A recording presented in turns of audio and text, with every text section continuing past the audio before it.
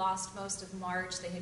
We had a number of days off based on the primary and everything. So it's really hopping now between the House and the Senate. The House was given time back in their district this week. The Senate is still in session. So, and now is about the time where the majority of the House bills have passed into the Senate. The Senate bills are starting to pass into the House, and we have to swap them. Remember, it has to have identical language agreement between the House and the Senate for something to go forward onto the governor's desk. So that's where things are getting a little bit chaotic now, and sometimes when we send it to the other chamber, they make modifications to something. They'll have to send it back to us, and we'll have, and vice versa. We'll all have to agree identically. And so you'll see that's part of what's going on, like with the gun bill legislation. There were a number of bills that were introduced. We can touch on them if you want. When they passed out of this House and went to the Senate, they made some changes.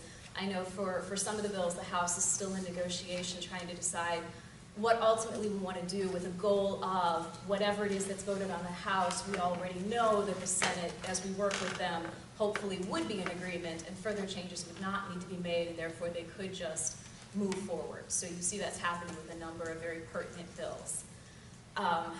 So do we want to talk about any bills, or do you want to head into budget territory? What I would say about the budget, right, the Senate do have appropriations committees that historically had done a large part of the work on the budgets.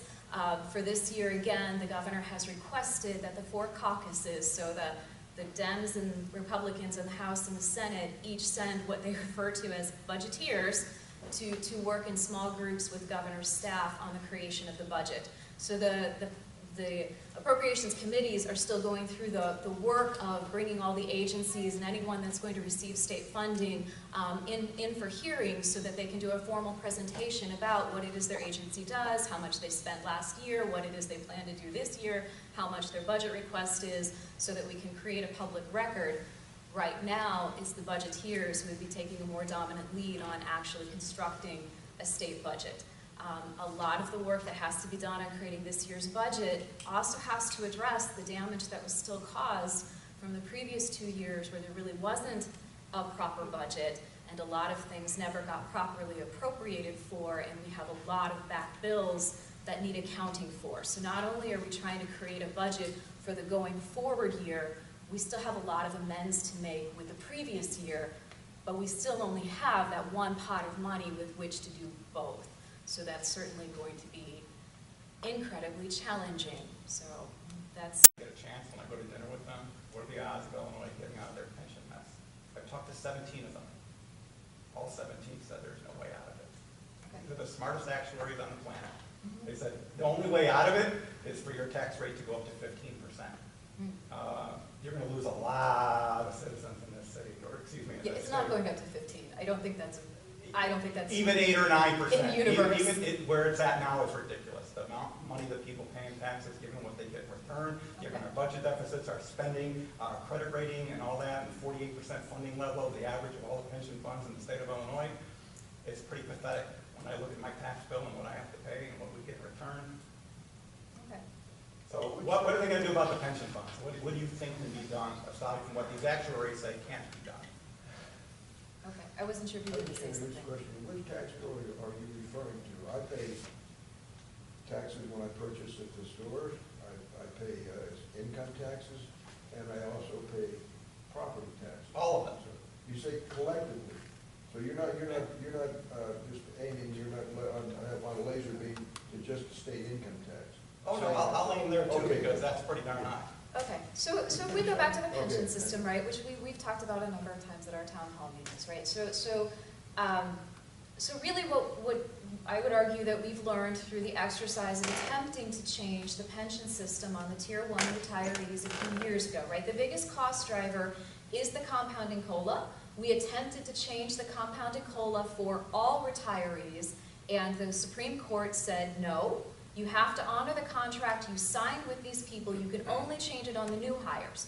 We've changed it on the new hires. Everybody in Tier 2 actually pays more into the pension system than they stand to get back in benefit. And that is the best possible deal the state could ever get. Right now we have to monitor that closely, because if we get too far out of alignment and compared to Social Security, the federal government will make us fix that, and we would have to improve their pension system, right?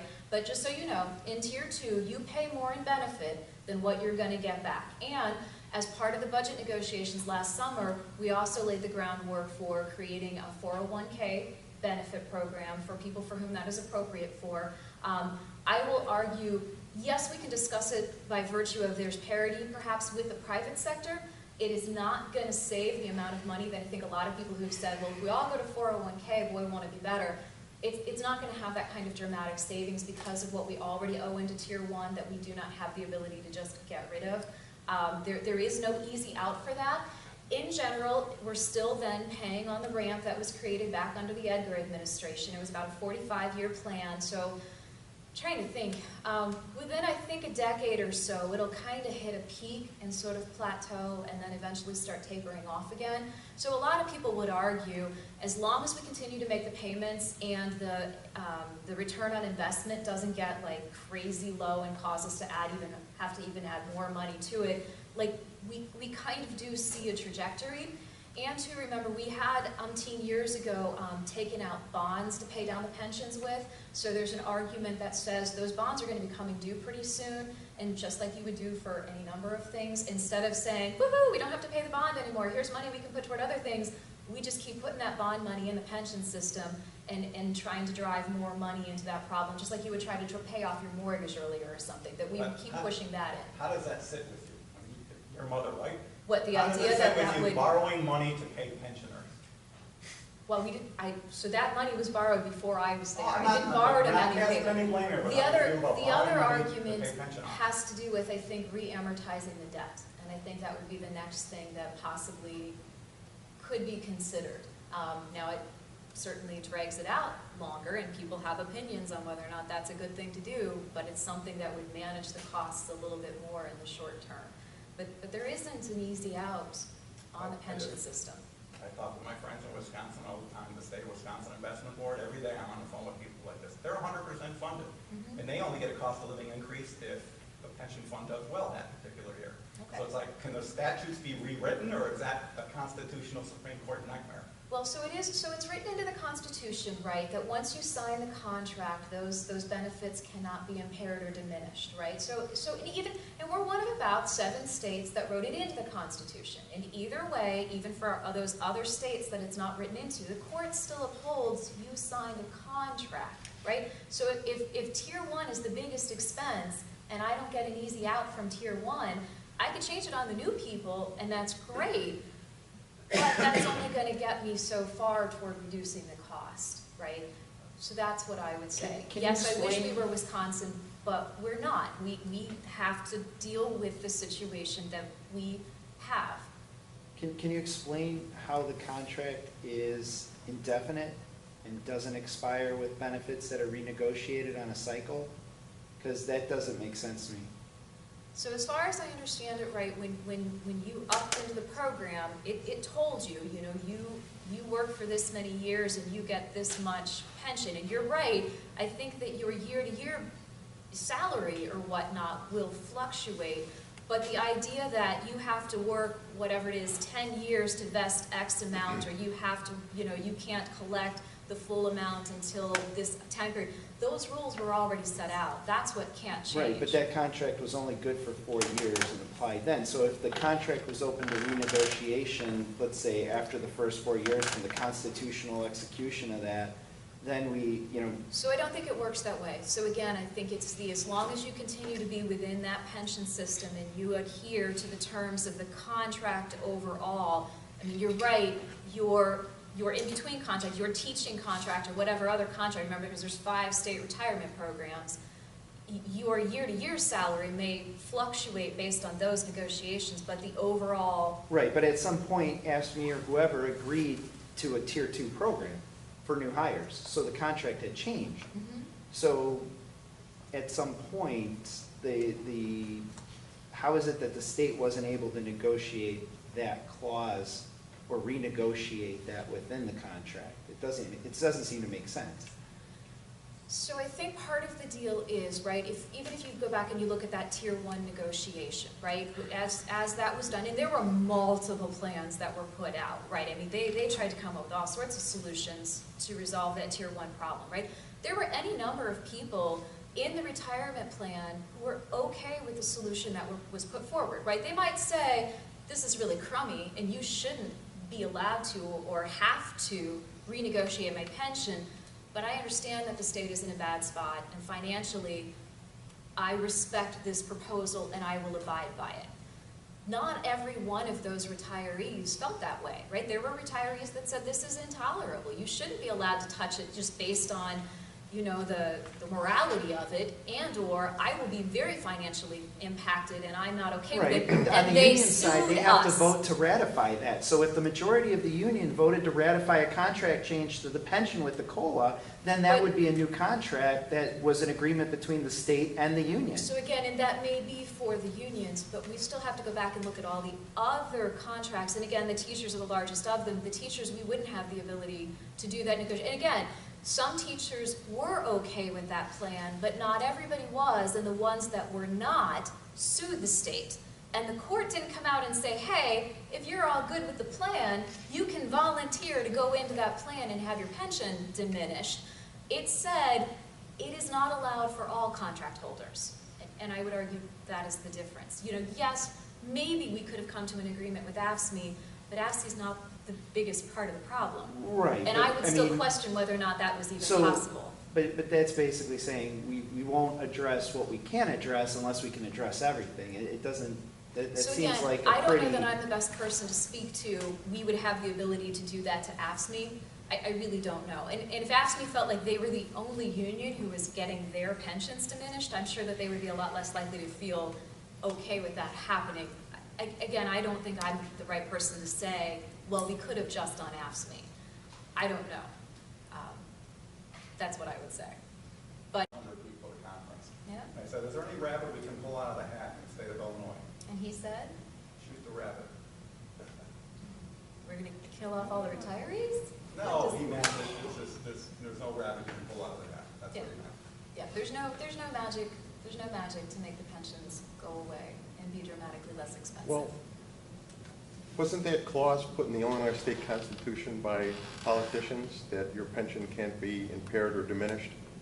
So it was done back around the 1970s because they were trying to avoid being in the exact situation that we are right now, right? The state, since the onset of the pension system, had been an unreliable partner in putting in as much money as they were supposed to, right? So they were trying to make it so that the retirees wouldn't be here now where the state goes, oh, I am so sorry, I realized I was really irresponsible with this, but now we don't have any money, so you're going to have to take home less, right? Because the whole goal of the pension is that you understand what you're going to get at the end, and at the end, if those terms change without giving you time to correct for it, they would argue that's just incredibly unfair. So putting it into the Constitution was supposed to make it so that the state would be a reliable financial partner who put in the money they were supposed to when they were supposed to, and the state still figured out how to not quite meet the terms and yet not get in violation of the Constitution. Which programs would we have to cut in order to fully fund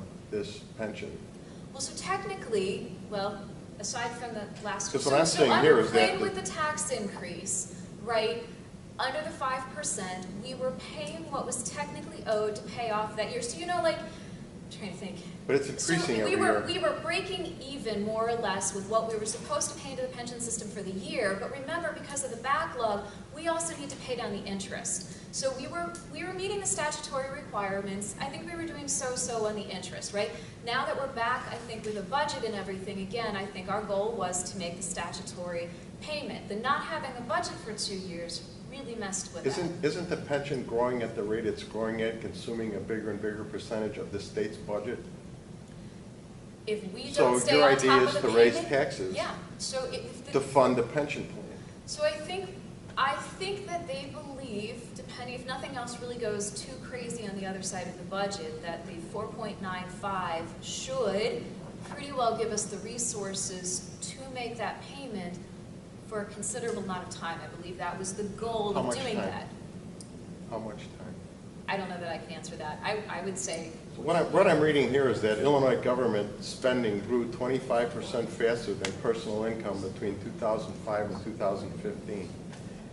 I'm not sure that Illinois has a funding problem. They have a spending problem. okay. What are we doing to address that? Well, so every budget that I've been part of had spent less money. There have been significant cuts over the last couple of years in most of the programs. Even last year during the budget that was agreed to over the summer, right? It was 4% across the board in all agencies, and I believe it was 10% in institutes of higher education, right? So cuts have definitely been made. We did a major overhaul of the Medicaid program. It was called the SMART Act. That was just a couple of years ago also. That was meant to achieve savings, but any number of things that were put into place as money savers, turns out it didn't always work out that way, right? Like under the SMART Act, they unfunded Medicaid dental, which everybody told them was going to be a horrible idea that they had tried in the past, and they always put it back because it ended up being a really, really bad idea.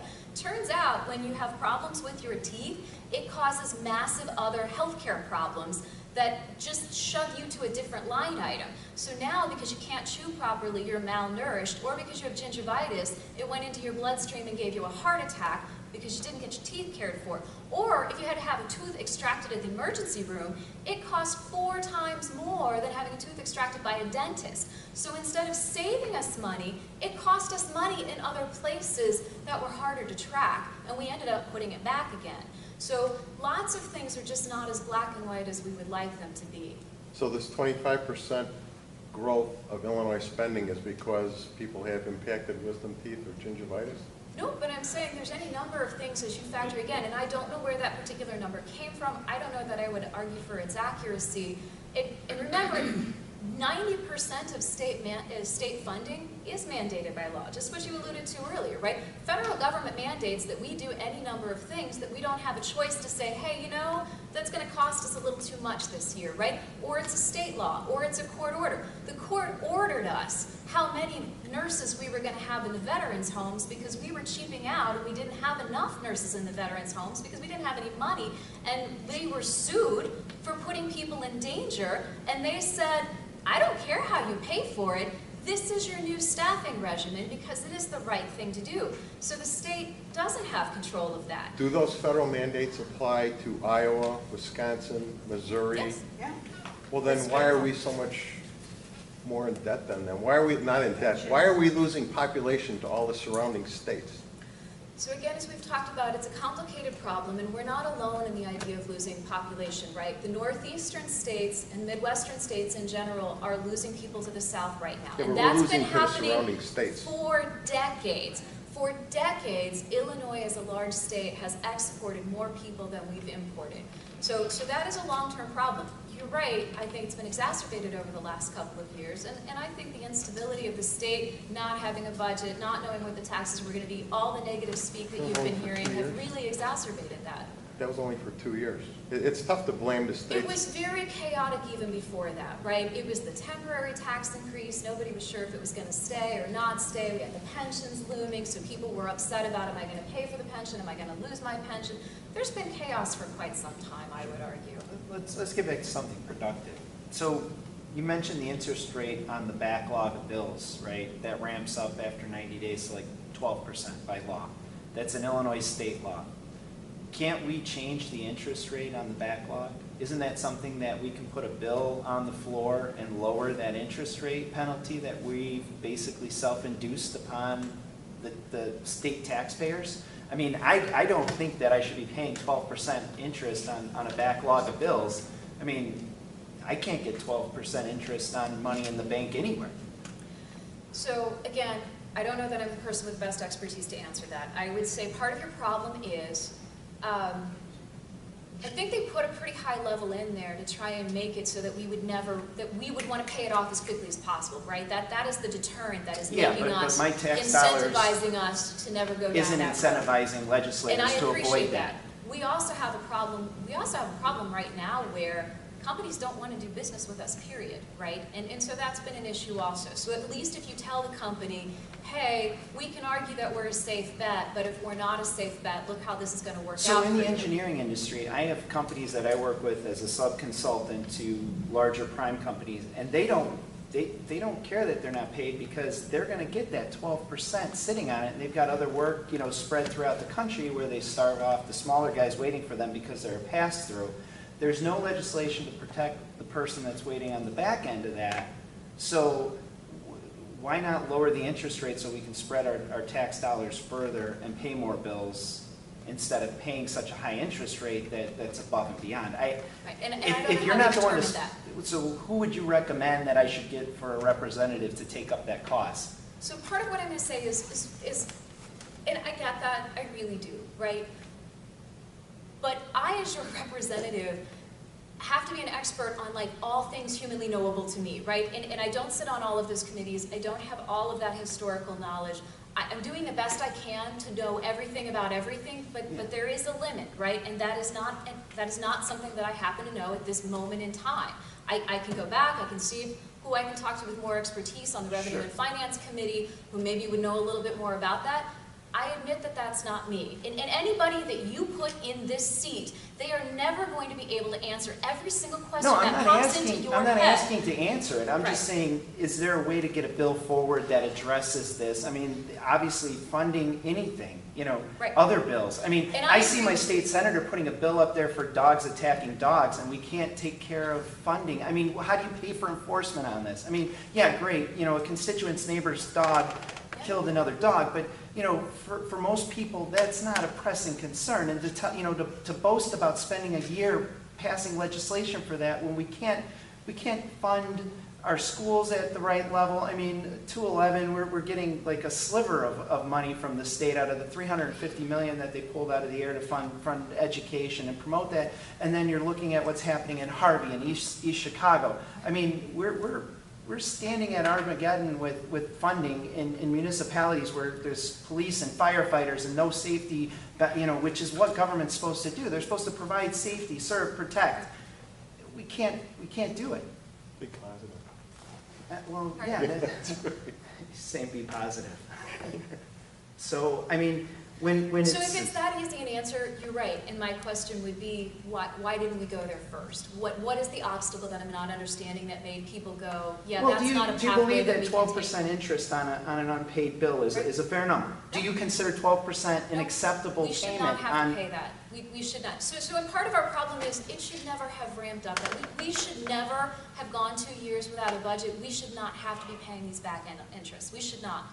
It was a stupid waste of taxpayer No, money. I don't disagree with interest, but why not 2%? Why 12%? I don't know. I don't know the history of how we ended up with that number. I just don't. But it's our law. Why? So somebody should be changing that law, and that's the And that's legislation. why I'm saying clearly to us, it looks like a pretty obvious answer, right, or question. And so my question is, why didn't we go there? What is the compelling reason that would make people say, pay down the debt, right?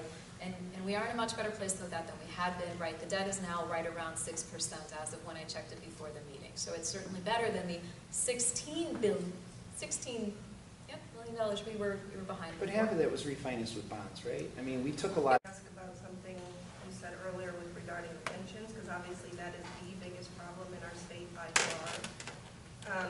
Did you say that underfunding is part of the problem as to why we are where we are today? Yes, the state chronically underfunding the pensions is largely why we are here today. But Illinois taxpayers pay $24 billion with a B more into pensions than what the '96 pension plan even called for. Oh. And isn't the problem with pension benefits?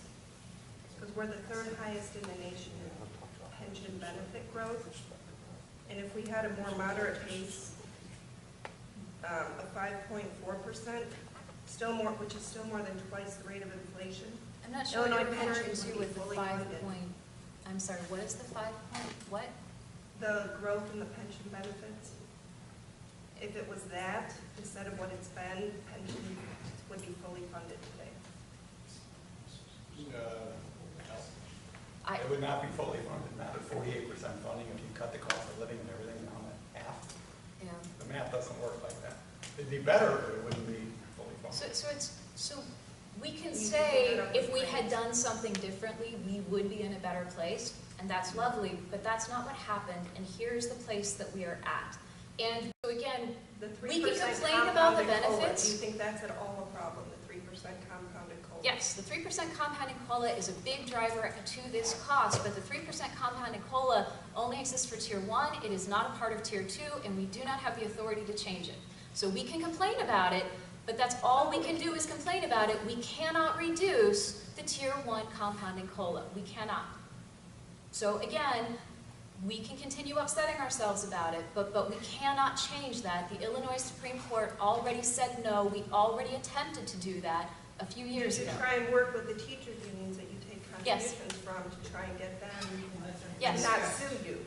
Yes, and like I You said, still take that was the contributions deal. from people We couldn't because- get, so we couldn't get all of the teachers and all of the retirees on board with the idea. I mean, look at the people in this room. We can't agree on any of these topics that we've talked about, right? Think of how many thousands upon thousands and thousands of retirees we have in all 5 of the pension systems, right?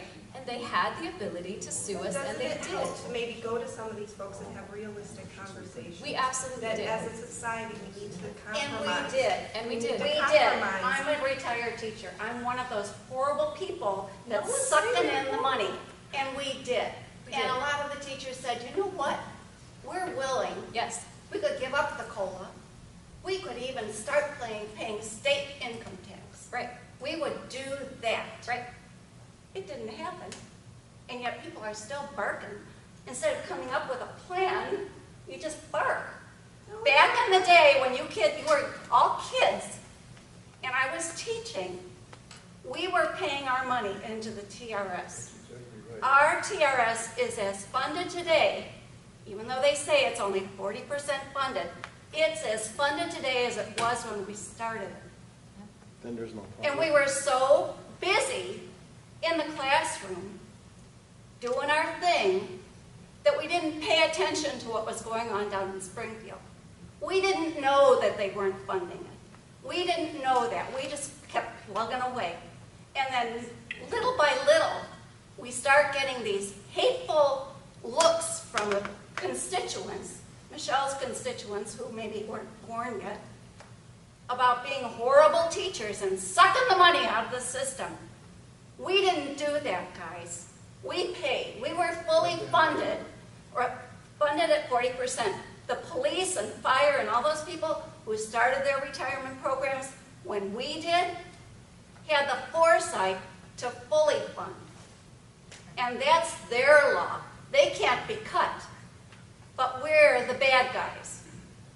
No one says anyone's a bad guy. Oh, Just we need please, to come to the please. table. Sure. Please. Take the emotion out of it and come to the Oh. table Oh, yeah, take the and motion out of realize, it. Okay.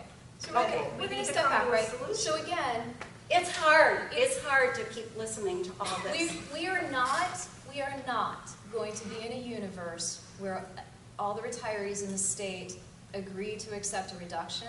Someone will sue us. And again, we already went through that exercise. I do pay what we owe into the pension How? system. Some are.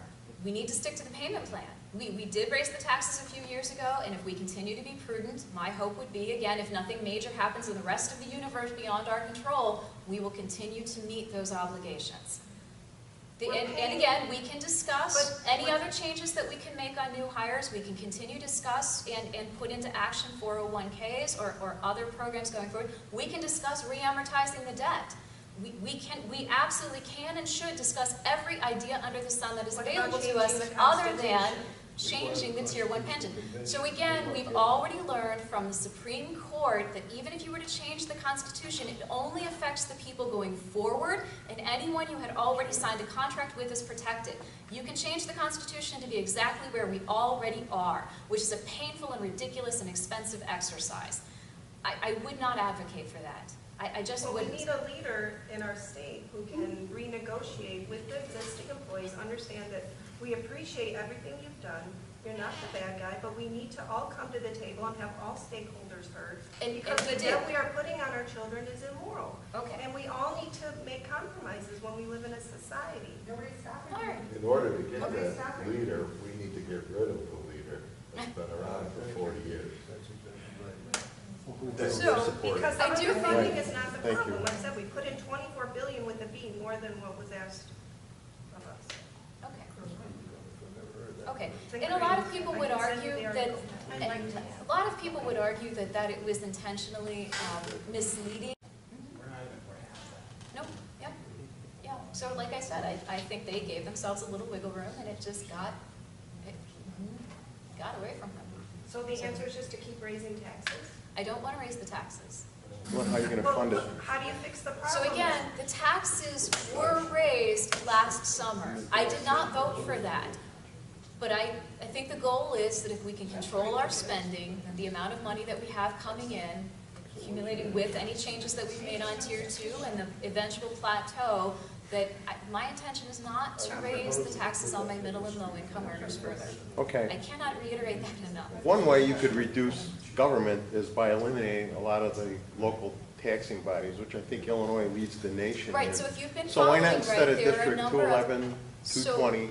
On one hand, remember, there have been a number of bills over the last couple of years to increase the pathway by which these areas, these taxing bodies, can be consolidated and reduced. So we are definitely all on board with that idea wherever it makes sense to do it and to try and put those tools in the hands of the locals. Remember, the locals voted to create these things. The state cannot just magically say, you don't have a township anymore.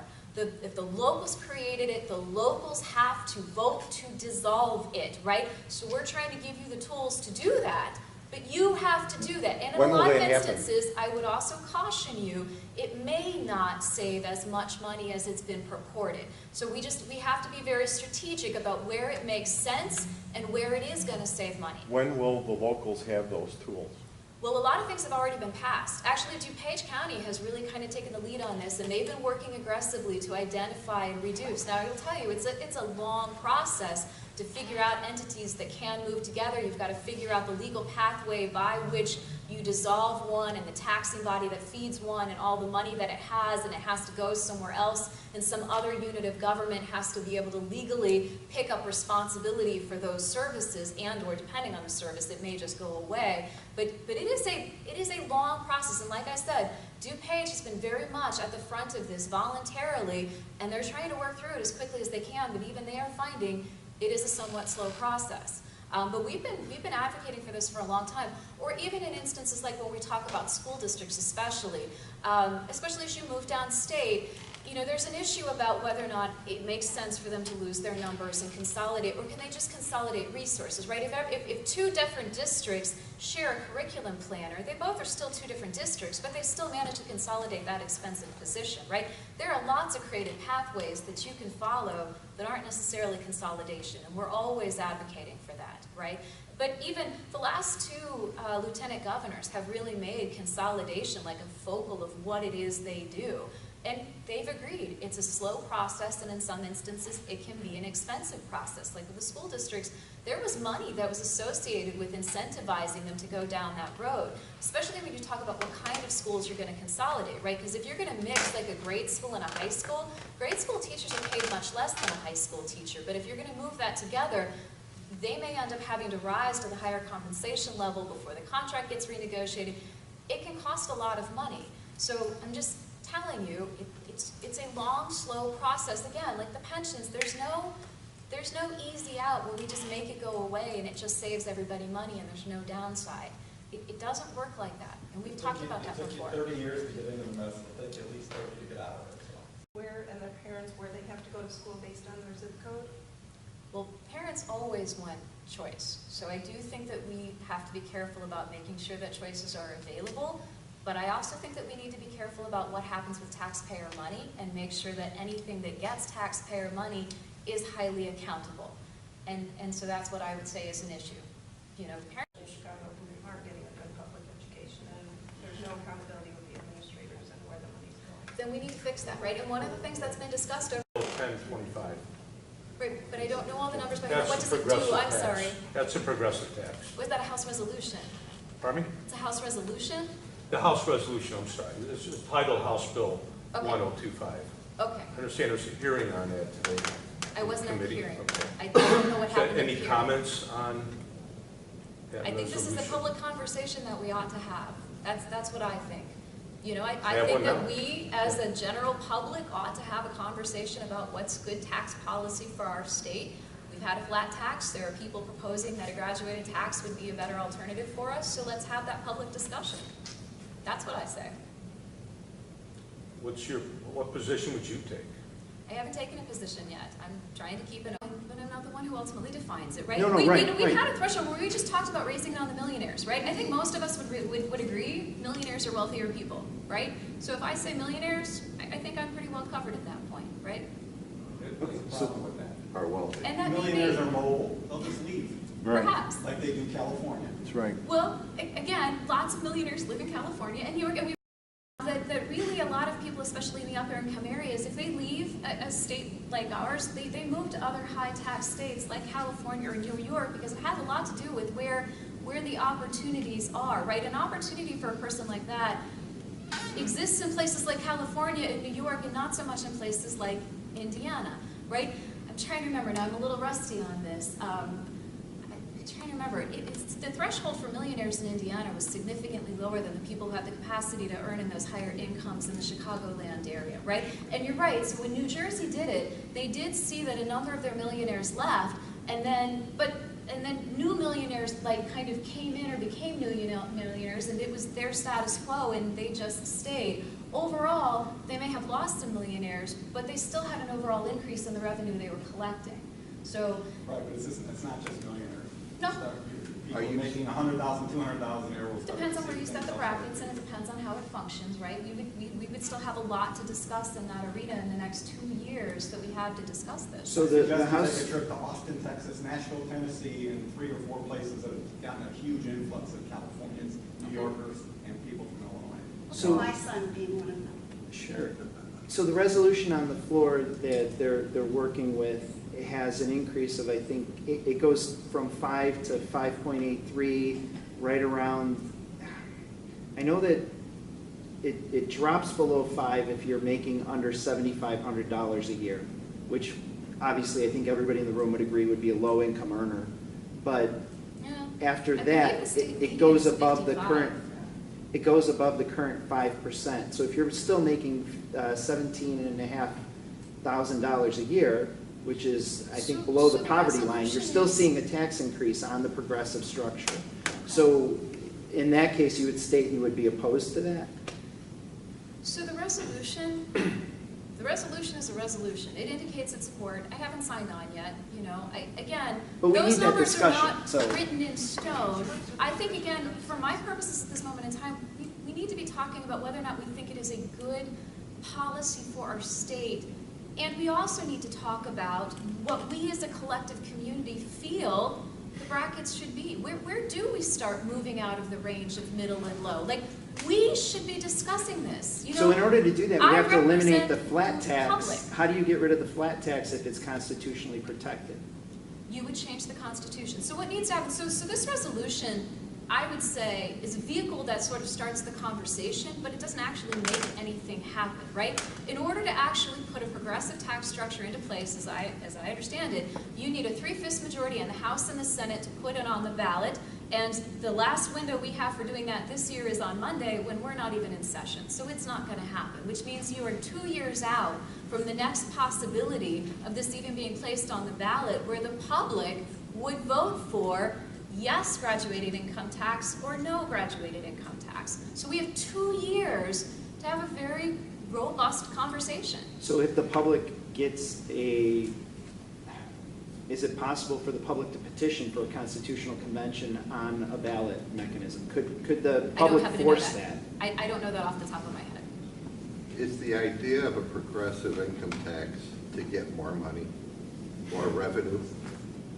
Yes, but I think depending on how you structure it, you would get more or less. So That's where the some problem models, is. some models that have been discussed would ultimately bring in about the same amount of money, but it would sort of reconfigure who paid what ratio, right? I think that there would be a window of opportunity, and the numbers that I've heard discussed would probably, I think, depending on how they structured it, bring in about $2 billion more. which is nice. It's not earth-shattering. I mean, if you want to talk about how quickly we would pay off our pension or other problems, but I don't think the real intention is, well, again, I'm sure other people have different intentions, right?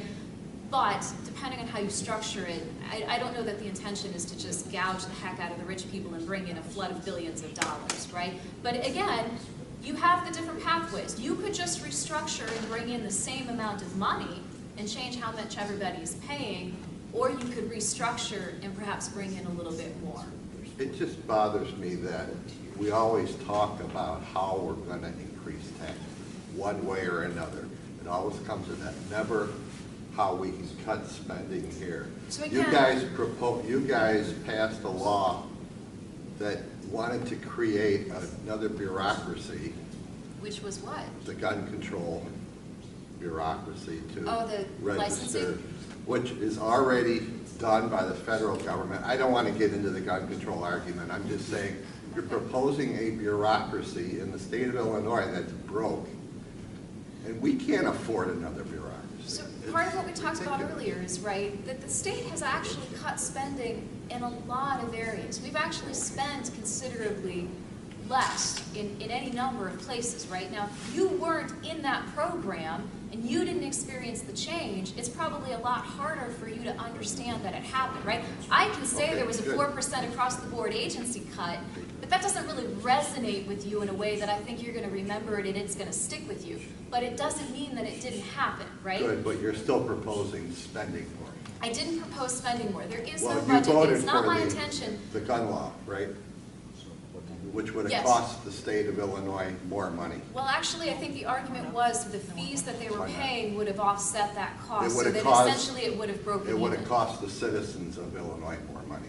So again, I think the intention was that with the fee, because it anybody who would is have done no licensed good, by the way. has to pay a fee that covers the cost of processing the license, right? Right. So it's the same kind of Well, thing. The there's more fees than that they that, would have I'm paid sure. for their license would have offset that cost. It was meant to be revenue neutral for the residents of the state. When you And honestly, well, I don't buy that. When you Okay. say you cut spending, are you talking about reducing the rate of increase or actually cutting year-over-year spending?